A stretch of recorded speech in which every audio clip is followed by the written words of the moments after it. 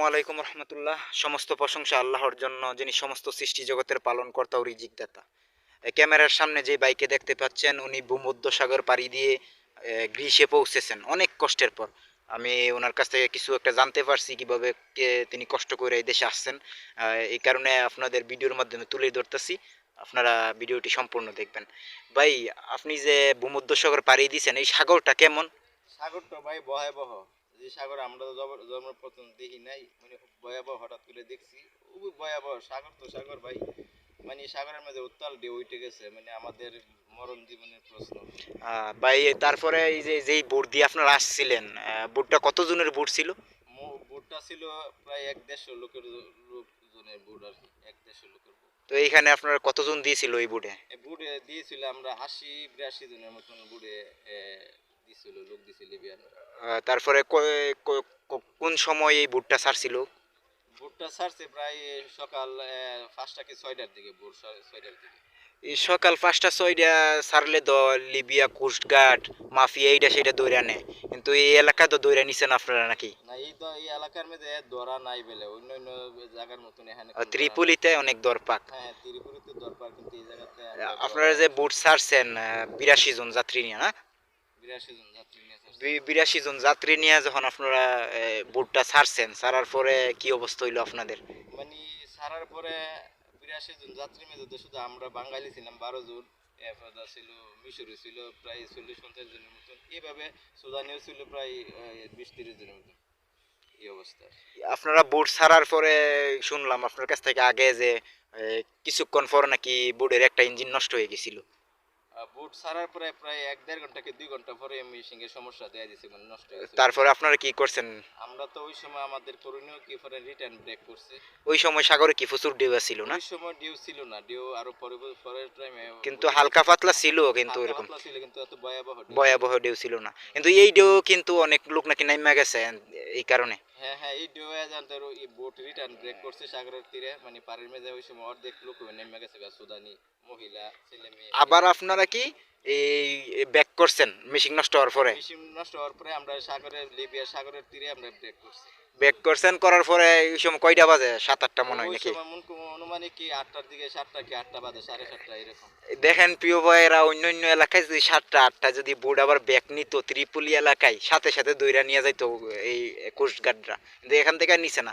তারপর আপনারা কি আবার বুটটা ছাড়ছেন নাকি? আবার বুট আমরা রিটার্ন চাচ্ছি, আমরা গ্রীষ্মের উদ্দেশ্যে যে আমরা যেতে নিয়োগ করছি, ইনশাল্লাহ আমরা বাইকে যা আসে তা ওইভাবে আমরা ইনশাল্লাহ রওনা দিছি। তারপরে আপনার সাথে যে 82 জন ছিল, অর্ধেক লোক নাইমা গেছে। অর্ধেক লোক নেমে গেছে, এরা সুদানি ফ্যামিলি ছিল, বাচ্চা কাচ্চা মহিলা পুরুষ, এরা নেমে বয়ে গেছে। নাইমা গেছে, সাগরে হালকা ঢেউও ছিল। হালকা আর ঢেউ ছিল। মেশিং বেশি একটা সুবিধার নাই কারণে তার নাইমা গেছে। নেমে গেছে, এরা বয়ে নেমে গেছে। আর যারা মনে করেন নাইমা গেছে, আর গেমের টাকা আর ফেরত পাইবো না, না, এরা তো নেমে গেছে, এরা তো টাকা মাইরই। মাইরই। হ্যাঁ হ্যাঁ, তারপরে আপনার কত ঘন্টা চলার পর আপনার ভয়াবহ ঢেউ বা এরকম ঢেউর সম্মুখীন হয়েছেন? আমরা অনুমানিক প্রায় 10 ঘন্টা কি 8, অনুমানিক 8-10 ঘন্টার পরে আমরা যেহেতু আমরা ওর মানে বর্ষা মানে সাগরের মধ্যস্থলে গিয়ে আসছে, ওই সময় ভয়াবহ ঢেউর কবলে আমরা সম্মুখীন হয়েছি। না, এইটা যে আপনারা, আমি যেটা শুনলাম, আপনারা 18 ঘন্টা চলার পরে, 18 ঘন্টা নাকি 35 ঘন্টা চলার পরে ভয়াবহ ঢেউ পড়ছেন, কিন্তু মাঝখানে যেই ঢেউ পড়ছেন এটা 10-15 ঘন্টার বেলা, এটা কমই আর কি। কিন্তু 35 ঘন্টার বেলা যেই ঢেউটা হয়েছিল এটা ভয়াবহ ঢেউ, ভয়াবহ ঢেউ, হ্যাঁ প্রায় হ্যাঁ। 3 মিটার 3.5 মিটার, হ্যাঁ, তাই ওই না? সময় আমরা মৃত্যু যে কত ভয়াবহ কঠিন আমরা নিজ চোখে দেখতে পারছি, যে আসলে আমরা তো শরীরের মধ্যে সাধারণ একটা উষ্ণ খাইলে আমরা ব্যথা যন্ত্রণা উপভোগ করি, কিন্তু মৃত্যু যন্ত্রণা যে কত ভয়াবহ আমরা নিজের চোখে দেখতে পারলাম, যে এই আর কি। তারপরে ওই যে আমিও এই বুটের যাত্রী ছিলাম, এই বাইরের ইন্টারভিউ নিলে কি হবে, কিন্তু আমি ওই বুটের যাত্রী। তারপর 35 ঘন্টা চলার পরে এই গ্রিসের কোস্টগার্ডে আমরা ফোন দিলাম, রেস্কিউ টিমরে। তারা রেস্কিউ টিমে তাদের যে লোকেশন নাম্বার চাইতেছে, কতটুক ঢেউ সব কিছু যাচাই বাছাই করে তারা উদ্ধার করতে আসে না। আমি বারবার হেল্প চাইছি গ্রিসের রেস্কিউ টিমের কাছে, তারা লোকেশন ট্র্যাক করতেছে। ওই অবস্থায় প্রচুর ঢেউ ছিল, আমি নৌকার গোড়ার উপর দাঁড়াই আছিলাম, তখন তারা 2-3 জন আমার পায়ের মধ্যে দৌড়ে রাখছিল, দৌড়ে রাখা আমি যেন এই হকি টুকি দিয়া উপর থেকে ফোন করি। আর আমি এই ভয়াবহ ঢেউ দেখে দাঁড়াইতে একবারও মন চাইছে না, কিন্তু জোর করে মৃত্যুর জন্য শেষ সাইড দিছি যেন বাঁচতে পারি। তারপরে কোস্টগার্ডরে ফোন দিছিলাম।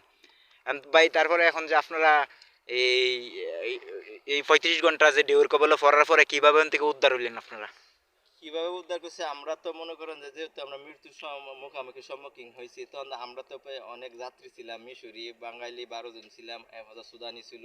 সবাই তো কান্নাকাটি, সবাই আল্লাহরে ডাকতেছে, সবাই সবার জায়গা থেকে, হিন্দু মুসলমান যা যে যে ধর্মের আছে সবাই সবার জায়গা থেকে আল্লাহরে ডাকতেছে, আমরা আমাদেরকে আল্লাহ বাঁচাও। এই মুহূর্তে যে সিঙ্গাপুরের জাহাজ আমাদেরকে দূরবীন দিয়ে দেখতে পারছে যে আমরা কি অবস্থায় আছি, আমরা কি মরবো না বাঁচবো। দেখে হারা সাথে আমাদের বুটের সাথে হারা জাহাজটা মানে অপতরণ করছে, মানে বিরাইছে। বিরায় গার দিছে যেন ঢেউটা কম লাগে। হ্যাঁ, গাড় দিছে যাতে যেটা কম লাগে। তারপরে তারা তো আপনাদেরকে উঠাইতে চায় না। উড়াইতে চাই না, এরা বলতেছে যে আমার তোমাদেরকে আমরা হেল্প করবো। আমরা একটা মিটিং এ বসছি জাতিসংঘের সাথে, জাতিসংঘের সঙ্গে আমরা একটা কন্ট্যাক্ট করতেছি বা বৈঠক করতেছি। তারপরে এইখানে তো আপনার যাওয়ার পরে এই যে তাদের কাছে হেল্প চাইলাম, আমি নিজে হেল্প চাইছিলাম। আমি বললাম কি ভাই আমরা তো লিবিয়ার থেকে গ্রিসের উদ্দেশ্যে রওনা দিছিলাম, ঢেউয়ের কবলে পড়ছি আপনারা দেখছেন। এই তাদের বাসায় আর কি এখানে হিন্দি ছিল, ইংলিশও ছিল। তারপরে আমি বলছি আর কি, বলার পরে তারা বলতেছে আপনাদেরকে লিবিয়া ব্যাক করানো হইব, লিবিয়াতে ফোন দিই। তারপরে আমি বললাম কি লিবিয়া না, আমার কাছে গ্রিসের রেস্কিউ টিমের নাম্বার আছে, আপনারা যদি ফোন দেন তারা অবশ্যই কল রিসিভ করব। তারপরে তারা এই রেস্কিউ টিমের সাথে যোগাযোগ করার পরে এই গ্রিস থেকে তারা একটা ফয়সালা দিছে। তারপরে বলতে আপনারা বুডের মধ্যে উড়ান তাদের। তবুও এই শিপের লোকজন যে ক্যাপ্টেন তারা আমাদেরকে উপরে উঠাইতে চায় না। কিভাবে ভাই যে বুডের সাথে যে রশি দিয়ে ধরে রাখছেন, আমিও তো ছিলাম, রশি দিয়ে ধরে রাখছেন, কত কষ্ট লাগছে এই রশিগুলা ধরে রাখতে। মানে এই কথাটা ভাই বলতে গেলে আসলে নিজের চোখ দিয়ে কান্না আসে যে আসলে কি দৃশ্য দেখলাম, আল্লাহ কি জীবন আমাদেরকে নতুন জীবন দান করছে। আমরা মানে 40-50 জন বুড়ে ছিলাম, বুড়ের উপরতে জাহাজ থেকে রশি দিছে, রশি 42 জন মানুষ রশি দৌড়া লাগছে, দৌড়া দৌড়া দৌড়া আমরা 42 জন মানুষের রশি যা সবাই মানে শক্তি দিয়ে দৌড়া লাগছে। তারপর ঢেউ এমন ধাক্কা মারে, এমন বাড়ি মারে, একবারই ঢেউ গিয়া বোর্ডের যে গিয়া তক্তা আছেন বা পাড়াতন আছেন একবারই সব মানে এক ধাক্কায় ভেঙে চুরে সব শেষ করে দিচ্ছে। এই তারপরে আপনারা যখন তারা তো উপরে তুললে না, তারা বলে 5 মিনিট 10 মিনিট। তারা রেস্কিউ টিমের থেকে অনুমতি পাওয়ার পরও তারা কি উপরে তুলতে চাইতেছে না। তারা বলতেছে যতক্ষণ পর্যন্ত না ডুবে আমাদের যেটা মনে হয় ততক্ষণ পর্যন্ত তুলবো না। তারপরে এই যে কিভাবে আপনারা উপরে উঠা শুরু করলেন এখন যে মনে মাসিরিরা? করেন যে এদের কথার অপেক্ষা থাকতে থাকতে প্রায় 3 ঘন্টা আমরা পার করে দিছি। তারপরে আমরা আশা নিয়ে আসি যে এরা আমরা আমাদেরকে হেল্প করবো, যেহেতু দেন ইয়া সাগরের মধ্যে বৃষ্টি আসছে আর জ্বরের কবলও বাইরে দিতেছে, জ্বরের ঢেউ চার বাড়তেছে। পাঁচ ঘন্টার উপর হইব আপনারা ছিলেন এইভাবে। হ্যাঁ হ্যাঁ, মানে জ্বরের মানে ঢেউ বাইরে আইতেছে, সবাই মাছিরা মানে ভিতরে ভয় ঢুকে গেছে কাজে আমরা মরার আগে একটা সাইড দিয়ে মরি। ওই সময় রশি মানে দৈরাও বেদান উপরে ফাল্লানি আরম্ভ করছে জাহাজের মধ্যে উঠতে গেলে। উঠতে অনেকে আবার আমরা দৈরা রাখতে রাখতে ব্যর্থ হয়ে যাইতেছি, কিছু মাছরি যাইতেছে আর আয়াসেরা না পারে। আমি ওইখানে কথা বলি আর কি, তুই ক আমরা আমরা যামুগা তোরা না তুললে। তাওয়াক্কাল তো আল্লাহ, আল্লাহ ভরসা করে সাইরে দিম, মরলে মরে যামুগা, মরই জায়গা। তার সাথে মাসিরের সাথে একটা বাঙালিও গিয়া সাথ দিতেছে, বলতেছে কি সাইরা দি কি করুন বা তুলে না যখন এখানে আর কি করার, এরা সাইরা তো দিয়ে মরে দিলে এরা যামুগা। এরা তো ভাই আসে আমরা অপেক্ষা করতে করতে অনেক টাইম লস করে গেছে, প্রায় 3-4 ঘন্টা আর আমরা ভয়াবহ ঢেউ। হ্যাঁ হ্যাঁ, ভয়াবহ ঢেউ চালাইছে, মানে আকাশের অবস্থা ভালো না। তারপরে আমরা ধৈর্য সীমা চাইরা গেছি যে আল্লাহ কি এই সময় কি আমাদেরকে হেল্প করবো না, আমাদেরকে সাহায্য করবো না। সবাই আমার কিছু কিছু আমাদের বাঙালিও আশা চাইরা দিছে যে মরলে মরমু, আমরা বুট চাইরা দেবো গিয়া জাহাজ থেকে। কিন্তু তারপরে আমি বলতেছি, তারা বলছে এখানে দাঁড় করাইছি, 1 মিনিট দাঁড়াইলে হাজার হাজার টাকা লক্ষ লক্ষ টাকা লস হয়ে যায়। তো ওদেরকে বাঁচানোর জন্য আমরা এই বুট দাঁড় করাইছি, তোরা যাইস না। ওই তারা বলতেছে যে জাহাজের ক্যাপ্টেন। এই কারণে আমি ভরসা করে সবার করে টেনশন কইরেন না, অবশ্যই হ্যাঁ আমরা উদ্ধার করব, আমরা এই সাগরের ভয়াবহ মৃত্যুর মুখে সাইরা দিয়ে যাইতো না, এইভাবে আশ্বাস দিয়ে রাখছি। কিন্তু কিছু মানুষ এত রাগারাগি শুরু করছে, এই সময় আমি বুঝাই কুলফাই না, তবু আমার লোকে সেটতে থাকে না পারে, আমার মারবো এরকম অবস্থা। তারপরে যেভাবে আমরা উপরে উঠলাম, উঠার পরে কি করলো তারা জাহাজের ইয়ারা, উড়ার পরে তো হেরা যায়, হেরা আপ্যায়ন দিয়ে আমাদেরকে হেল্প করতেছে, আমাদের কোনো শারীরিক সমস্যা হয়েছে কিনা, কেউ ব্যথা পাইছে কিনা, কেউ কোনো আঘাত পাইছে কিনা, শরীরের কোনো দিক দিয়ে কাটতে গেছে কিনা। এরা ডক্টর ছিল, ডক্টররা চিকিৎসা করতেছে, মানে ডেটল লাগাইতেছে বা প্যারাসিটামল দিতেছে, ইত্যাদি ইত্যাদি। এভাবে দিল যে এই জাহাজে কি কোন দেশি মানুষ ছিল? ইন্ডিয়ার সবগুলা ইন্ডিয়ান মানুষ। ছিল, ইন্ডিয়ানে হেল্প করছে। ইন্ডিয়া বিশেষ করে আমরা পাশাপাশি দেশ ইন্ডিয়া বাঙালি, এরা বাঙালির কথা শুনলেও এরা খুব হেল্প করতেছে, সাহায্য করতেছে।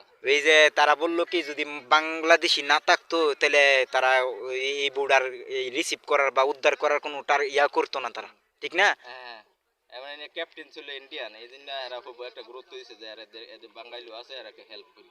হেল্প করেই দেখেন। তারপরে এই জাহাজে এই জাহাজটা কত বড় ছিল আপনার অনেক দিকে? বিশাল বড়, একটা মানে গ্রামের সমান। অতিরিক্ত বড়, মানে কি বলবো, মানে অনেক বড়। এই জাহাজটা উদ্ধার করছে কিন্তু তাদেরকে আমাদের ধন্যবাদ দেওয়া উচিত, নয়তো আমরা মারা ধন্যবাদ যাইতাম। বলতে বললে এখনই শেষ না, তাদেরকে যে কি বলে ধন্যবাদ দেওয়া মানে দেওয়া যায়, এটা ভাষা বলে প্রকাশ করার মতন না। মানে এরাও ছিল, আল্লাহ আমাদেরকে নতুন জীবন দান করাইছে। তারপরে যখন এই জাহাজে উড়ানোর পরে এই জাহাজের ক্যাপ্টেন বলছিল কি আপনারা টেনশন করেন না, আপনারা গ্রিসে পৌঁছাইয়ে দেওয়া হইব। তারপর হ্যাঁ হ্যাঁ, এই কথা বলার পরে তো আমরা মনের মধ্যে আরো একটু সাহস হয়েছে, যাই হোক, আমরা টাকা পয়সা দিয়ে নিজের জীবন নিয়ে রিস্ক নিয়ে আসলাম, যাই হোক, আল্লাহ যদি আমাদেরকে একটা নতুন একটা কুল ধরা বা নতুন একটা মানে পথ ধরা, তাহলে আমাদের ফ্যামিলির কাছে কমপক্ষে এতটুকু আশ্বাস দিতে পারবো, যাকে মৃত্যুর মুখ থেকে বাঁচতে আইয়াও আমরা একটা নতুন একটা জীবন দান পাইলাম। এই যে জাহাজের আপনার যে ছোট্ট নৌকা থেকে জাহাজে উড়ার সময় অনেক উচ্চতা ছিল, রশি বায়া বায়া উঠতে হইতো। এই রশি বাওয়ার মাঝে কি একটা অবস্থিত ছুটতে যাইতো, ছুটে গেলে যদি সাগরে ফিরে যেত, তো এর তো আর হুজ্জা হওয়া গেল নইলে, এর সাথে সাথে ডিওর সাথে সাথে তলে যেতে তলে যাইতো, আবার বুড়ো চলতেছিল স্পিডে। এ কারণে আর আমরা দইরা রশি কন্ট্রোলে রাখা সম্ভব ছিল না, কন্ট্রোলে রাখা সম্ভব ছিল না। তারপরে আমরা বুদ্ধি কইরা সাইরা আমি নিজেই দুইটা রশি নিজে বাইন্ধা দিছি, যেন উঠতে গেলে গো কি এই নৌকার মাঝে লাগিয়া থাকে, কারণ মাছরিরা লাফালাফি করে উপর উঠতে যাইব, আমরা বাঙালিরা তাইকা যাইব। যেই বাবু হোক বুড়ে আমাদেরকে উদ্ধার করলো। তারপরে আপনারা কি করলেন? এই বুড়ে আপনার কোথায় পৌঁছাই দিল আপনারা? মানে বুড়ে আমরা উড়ার পরে পরে আমরা এরা বলছে যে জাহাজের লোকেরা যে তো তোমাদেরকে আমরা গ্রিসে পৌঁছাইবো। তো গ্রিসে পৌঁছানোর পরে আমাদেরকে জাহাজের মেঝে একটা কেবিনে রিসিভ কেবিনের মেঝে লাগছে, রুমের মেঝে প্রায় 40-50 জন লোক লাহার পরে আমরা ওই সময় টাইমে ফ্রেশ হয়ে একটু বাথরুম করে বিস্কুট দিছে, এরা বিস্কুট খাওয়া দাওয়া করে রেস্ট নিছি। রেস্ট নেওয়ার পরে প্রায় সকাল 7টা কি 8টা হয়েছে, ওই সময় এরা ডাকতেছে আমরা বাইর হওয়ার জন্য। বাইর করার পরে আপনারা নাস্তা দিছে? হ্যাঁ, ওই বাইর হওয়ার পরে এরা নাস্তা দিছে, বিস্কুট দিছে, ভাত দিছে, ইত্যাদি ইত্যাদি। দেওয়ার পরে আপনারা এথেন্স শহরে দিয়ে গেছে নাকি? হ্যাঁ, দেওয়ার পরে আমরা প্রায় আরো 4-5 ঘন্টা অপেক্ষার পরে এসেন শহরে, মানে কোস্টগার্ডের ইয়াকে ফোন করছে, পরে এরা রিসিভ করে আমাদেরকে নিয়ে গেছে। নেওয়ার পরে একটা ক্যাম্পে রাখছিল। একটা ক্যাম্পে লাগছে, রিসিভ ক্যাম্প। আর রিসিভ ক্যাম্পে রাখার পরে আমরা যে লিবি যে দালাল ছিল, তো সেই ব্যক্তি দুইটা বুট ছাড়ছে। যে এই লিবি গেম করা দুইটা বুট ছাড়ার পরে একটা বুট ফইচা গেছে, তারা জানাই দিয়ে ফইচা গেছে। কিন্তু আমরা তো বাড়িতে জানাইতে পারছি না, কারণ আমরা যে হকি টকি মোবাইল ছিল, হ্যাঁ হ্যাঁ, কি হয়েছিল হকি টকির মোবাইল পানির নিচে গেছিল, পানি থেকে পরে গেছে। পড়ে গেছে। আর লিবির থেকে আমরা কোনো খবর পৌঁছাইতে পারছি না।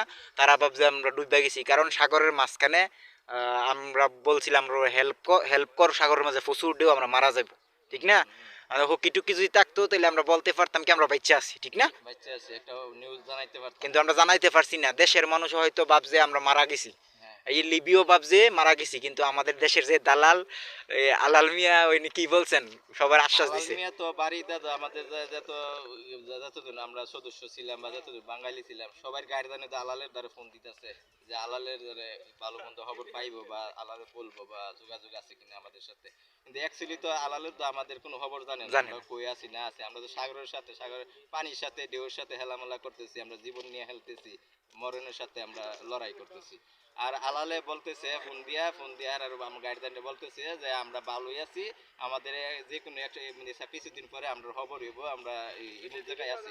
মূলত ভাবে আলালের কোনো যোগাযোগ নাই আমাদের সাথে, যোগাযোগ নাই, লিবিও জানে না আমরা বাচ্চা আছি কিনা, কারণ লিবিও জানে না, আলালও জানে না। কারণ কেউ আমরা সাগরে বলছিলাম কি ভয়াবহ অবস্থায় আছি লিবিরে। হ্যাঁ হ্যাঁ, এখন যে বাবুই হোক আল্লাহ আমাদেরকে গিরিশ পৌঁছাইছে, আপনাকে গিরিশ পৌঁছাইছে। এখানে যেখানে আছেন এই জায়গাটার নাম কি, ক্যাম্পের নাম? এই জায়গাটার নাম মালাকাসাবি। মালাকাতাস ক্যাম্প। মালাকাসাবি। আমরা এখন আছি আর কি। এইখানে আপনার কাগজপত্র হইতে কতদিন লাগতে পারে, কি আসে বিষয়? এটা তো যেটা আমরা শুনতে পাইলাম অন্য অন্য লোকের থেকে যে 1-1.5 মাসের ভিতরে কাগজ হয়ে যাবে গা, এরকম আশ্বাসই দিছে আর কি। আর তারপরে এই কাগজ দিয়া কাজ করতে পারবেন? এই কাগজ দিয়া যখন এই কাগজটা আমাদের হাতে আসবে, তখন আমরা বাইরে গিয়া গ্রাম সাইডে কাজ করতে পারবো। শহরে করতে পারবেন? শহরে কাগজ শহরের জন্য এটা ইয়া না, গ্রহণযোগ্য না। শহরের কাগজ মানে আরেকভাবে করছে। আর এই দেশে যদি লিগেল হইতে কিভাবে হইতো আপনি কি জানেন? মানে পুরাপুরি জানি না, তবে কিছুটা শুনছি যেটা যে লিগেল হইতে গেলে নাকি মামলা করুন লাগে, মাসে মাসে মামলা করুন লাগে, উকিল দিরা মানে ইয়া করতে হয়, মুখ করতে হয়, এরকম শুনছি আর কি। কিন্তু আর একটা রুল আছে, আগে ছিল 7 বছরের রুল, তারপরে 5 বছরের রুল, যারা 7 বছর অবস্থান করবো তাদেরকে বৈধতা দেওয়া হইব। আবার রুল দিছিল কি যারা 5 বছর অবস্থান করছে এই গ্রীষে তাদেরকে বৈধতা দেওয়া হইব। আবার ওই গত 2022 সালে ফেব্রুয়ারি মাসের পূর্বে যারা ঢুকছে সবাইকে লিগেল দেওয়া হয়েছে। এখন আবার নতুন ডিক্লার আসতে পারে, কত বছর হইতে পারে, কমাইতে পারে, 1-2 বছরে আনতে পারে। 3 বছর অবস্থান করলে নাকি এখানে কাগজ দেয়। হ্যাঁ এরকম শুনছি, তবে আমরা আশাবাদী ইনশাল্লাহ আমাদের কাগজ হয়ে জলদি হয়ে যাবে। আমরা আমাদের কাগজ হইলে অনেক আশা অনেক স্বপ্ন, আমরা দেশে ছুটিতে যাব, ফ্যামিলির কাছে আমরা ফ্যামিলির প্রিয়জনের চেহারা দেখবো, মুখ দেবো, তাদের সাথে আমরা অনেক দুঃখ কষ্ট কোনো মানে আদান প্রদান করবো, এটা আমাদের আশা। দেখেন লিবিয়া থেকে গেম ছাড়ার পর যেটা যারা সরাসরি উপলব্ধি করছে অবস্থা, তারা বুঝতে পারবো কি অবস্থায় ছিল। এটা আসলে কি বলবো ভাই, আসলে এই কথাটা যদি মনে হয় আর যদি একটু ভাবি, চোখ দিয়ে অটোমেটিক পানি আসে যে নতুন জীবন আল্লাহ আমাদেরকে দান করছে। সাগর থেকে আল্লাহ কিভাবে আমাদেরকে উদ্ধার করছে, কি উসিলা উদ্ধার করছে। মা বাবা ভাই বোন স্ত্রী সন্তান সকলে বুক ফাটা কাটা কান্নার বিনিময়ে আল্লাহ আমাদেরকে নতুন জীবন দান করছে। এখন যারা এখানে এই দেশে আসতে চায় এই গেম দিয়া সাগর পথে, তাদের সম্পর্কে আপনারা কি বলবেন? এ তো ভয়াবহ পথ। কি বলবো, আমরা যদি শত ভালোই বলি এরা বিশ্বাস করবে না, বলবো যে তোরা তো সাগর পাড়ি দিয়ে সারছ, তোরা তো তোদের ভবিষ্যতে ক্রিয়া মানে গড়ায় সারছ, তখন তোরা আমাদেরকে না করো। আসলে বাস্তবতা বলতে খুব কঠিন, আমরা যে কষ্ট উপলব্ধি করে আইছি, এটা যদি এরা শুনে মানে তো ভালো, না শুনলে এরা বুঝবো, কিছু করার নাই। হ্যাঁ ভাই, ভয়াবহ অবস্থা। এই পরিস্থিতিতে আসা একদম কিন্তু ঠিক না। কিন্তু যারা অনেকে জীবন বাজি নিয়ে এখানে, মৃত্যু হচ্ছে 90%, 10% বেঁচে থাকার ইয়ে আছে। কিন্তু আল্লাহর ইচ্ছা সব, আল্লাহ যে ইচ্ছা যেইভাবে বাঁচাইতে পারে, একটা কাঠের টুকরা দিয়ে বাঁচাই দিতে পারে। হ্যাঁ হ্যাঁ, একটু এখন আমরা এই আশা নিয়ে আসছি, কারণ আমরা যে বিপদের মুহাম্ময় পড়ছি, আমাদের ফ্যামিলি হেরা তো আশা ছেড়ে দিছি, আমাদের 10 দিন যাবত বাড়িতে যোগাযোগ নাই, যে আমরা মরে গেছি আমরা বাচ্চা নাই, এরকম আশায় হেরা করতেছে। আর আমরা তো টেনশন করতেছি যে আমাদের বাড়িতে তো একটা খবর দেওয়া দরকার, নাহলে বাড়ির হেরা তো টেনশনে মরতেছে, বাড়িতে মনে কান্নার বন্যা বসে গেছে। এই তারপরে আমরা এখানে যখন এথেন্স শহরে আইনা দিয়ে যাওয়ার পরে, এই ক্যাম্পের মাঝে আনার পরে আমরা কল দিতে পারছি 7 দিন পরে, তাই না ভাই? অবশ্যই 7 দিন পরে, 7 দিন পরে। এর আগে আমরা বইলাছিলাম আমাদের গেম হইব গতকাল, এরপরে আর আমাদের যোগাযোগ নাই। যোগাযোগ নাই আমাদের ফ্যামিলির সাথে, যে গতকাল আমাদের গেমে এই কথাই বললে আমরা আসছি, আসার পর থেকে আমাদের কোনো যোগাযোগ নাই প্রায় 6-7 দিন যাবত। ভাই যারা নতুন লোক এই লিবিয়া দিয়ে এই গেম দিয়ে আসতে চান ভাই, এই পথ অত্যন্ত ভয়াবহ ভাই। শত্রু ওজন এই পথে ভাই না আসে, কিন্তু অনেকে জীবন বাজি নিয়ে আসে। যারা ইউরোপের স্বপ্ন যার মাথার ভিতরে ঢুকে যা, তখন সে মৃত্যুর আর মৃত্যু মনে করে না, যেই বাবুই যাইতে হইব ইউরোপ ভাই। আমার কথা বলতে কি, আমি যেটা মনে করি বা আমি যেটা বাস্তবে আমি শিক্ষা পাইছি, যেটা আমি মনে করি দেশে ভাই তোমরা ভালো আছো, যদি নিজের ইনকাম মনে করো দেশে যদি মাসে 15-20 হাজার টাকাও কামা, তারপর বিদেশ থেকে ভালো, কারণ বিদেশে 1 লাখ টাকা, দেশে 10-20 হাজার টাকা অনেক সমান, মানে অনেক ভালো। যদি ফ্যামিলি বা বউ বাচ্চা আত্মীয় স্বজন সবার কাছে থেকে জীবন কাটাইলা, তাদেরকে দেখতে পাইলা অনেক কিছু। আচ্ছা যাই হোক ভাইয়ের অনেকক্ষণ ইন্টারভিউ নিলাম। এই বুড়ে আমিও ছিলাম, ভয়ঙ্কর অভিজ্ঞতার সম্মুখীন হয়েছি। আল্লাহ যেন আমরা নতুন জীবন দিয়ে দিছে, আমরা যেন এখানে গ্রিসে কোনো কিছু করতে পারি, মা বাবার স্বপ্ন, স্ত্রী সন্তানের স্বপ্ন যেন আমরা পূরণ করতে পারি। আল্লাহ যেন সেই তৌফিক দান করে। ইনশাল্লাহ ইনশাল্লাহ, এই আশা নিয়ে আমাদেরকে আমরা চলতে আছি, বা আমরা আশাবাদী। যারা এই ভিডিওটা দেখবেন, আল্লাহ আপনাদের ভালো রাখুক। এই পর্যন্তই আজকের ভিডিও। সালাম দিয়ে দেন। আসসালামু আলাইকুম ওয়া রাহমাতুল্লাহি ওয়া বারাকাতুহু।